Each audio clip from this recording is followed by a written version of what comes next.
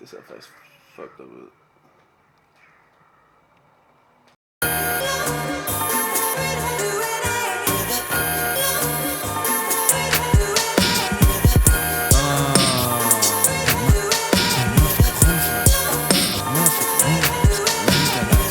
Og jeg er så done med mit job, kunne ikke give en fuck om det. Selvom jeg prøvede som dismiss. Hvorfor smile til folk, som er ligeglade med, om jeg er død?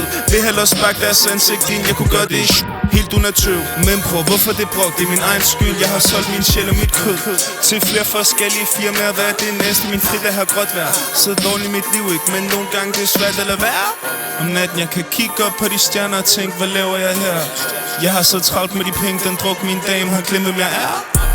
En filosofisk ildkugle skudt ned fra en pseudo-galaktisk mere værd end de penge, de altid snakker om i den radio. Jeg kunne læse en tynd bog på et andet sprog, derefter træne lidt cardio.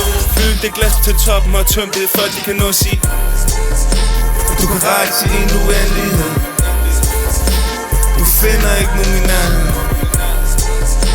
Besøg hver en galakse. Du finder ikke nogen af min slags. Du finder ikke nogen af min slags. Du finder ikke nogen af min slags. Land på en ny planet, det føles lidt sådan som om vi ramte en London town. Vi røg spaces, ja, så smutter vi hen til et sted, hvor det må gå down. Elektricitet i sorte huller, det fylder hele min hjerne. Min bror, han er min bror, vores håndtryk, bror, det er hårdt, det er stærkt som jern. Her er der grønne violer, her er der stjerner og sol og måner. Her er der noget lys på alle sydpoler.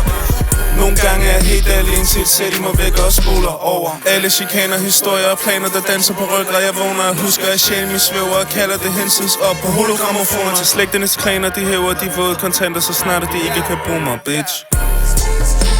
Du kan rejse i en uendelighed. Du finder ikke nogen i nærheden. Besøg hver en galakse. Du finder ikke nogen af min slags. Du finder ikke nogen af min slags.